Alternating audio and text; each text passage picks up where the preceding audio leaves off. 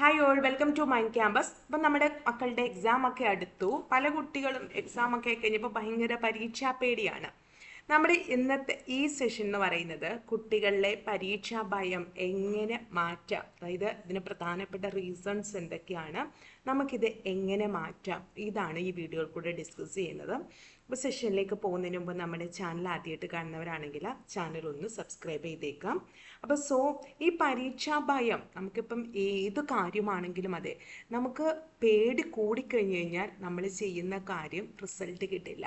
അത് തന്നെയാണ് പരീക്ഷാ ഭയം കൂടിക്കഴിഞ്ഞു കഴിഞ്ഞാൽ കുട്ടികൾക്ക് പഠിക്കാൻ തീരെ ശ്രദ്ധ കിട്ടില്ല.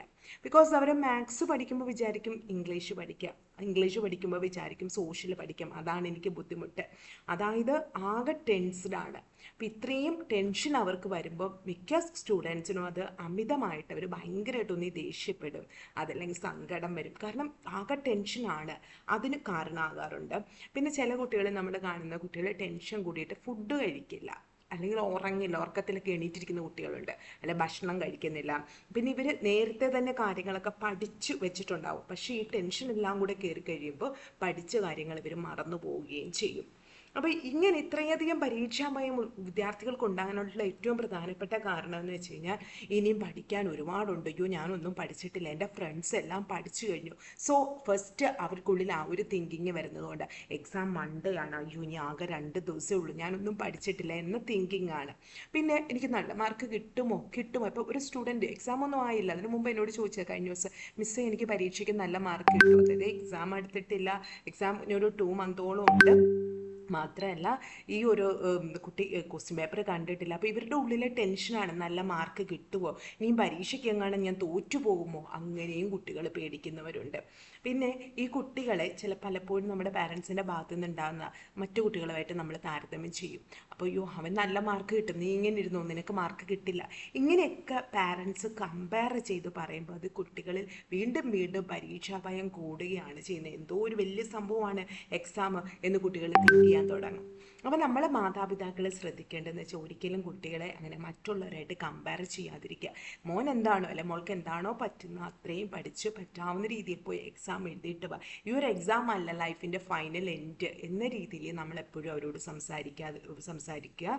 അതേപോലെ മറ്റു കുട്ടികളുമായിട്ട് അവരെ കമ്പയർ ചെയ്യാതിരിക്കുക. ഇപ്പം നമ്മുടെ കുട്ടി മാത്സിന് കുറേ ബുദ്ധിമുട്ടാണ്, ബട്ട് ഒരു പ്രാവശ്യം എക്സാമിന് വന്നപ്പോൾ 50-ൽ ആ കുട്ടിക്ക് 35 കിട്ടി. അപ്പം മാത്സിന് ബുദ്ധിമുട്ടുള്ള ഒരു സ്റ്റുഡൻറ്റ് 35 മേടിച്ചപ്പോൾ ചെറിയൊരു നേട്ടമാണ് ആ കുട്ടിയുടെ, ചെറുതല്ല, ആ കുട്ടിയെ സംബന്ധിച്ചൊരു വലിയ നേട്ടമാണ്. അങ്ങനെയുള്ളതിനൊക്കെ നമ്മൾ മാക്സിമം അവർക്ക് പോസിറ്റീവ് എനർജി അവരെ അഭിനന്ദിക്കുക, ചെറിയ ചെറിയ സമ്മാനങ്ങൾ കൊടുക്കുക, അടുത്ത പരീക്ഷയ്ക്ക് ഇതിൽ നന്നായി നിനക്ക് കിട്ടും, അങ്ങനെ മാക്സിമം നല്ല വേർഡ്സുകൾ പറഞ്ഞ് കുട്ടികളെ മോട്ടിവേറ്റ് ചെയ്യുക എന്നുള്ളതാണ്.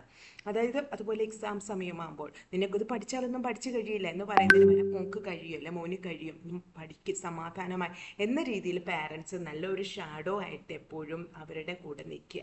അതായത് എല്ലാ കുട്ടികൾക്കും പഠിക്കാനുള്ള സ്പീഡ്, പഠിക്കാനുള്ള കഴിവ് ഇതൊന്നും ഒരേപോലെയല്ല, പല ഡിഫറൻസും ഉണ്ടാവും. അത് നമ്മൾ പാരൻസ് തന്നെ ഏറ്റവും നന്നായിട്ട് അത് മനസ്സിലാക്കുക.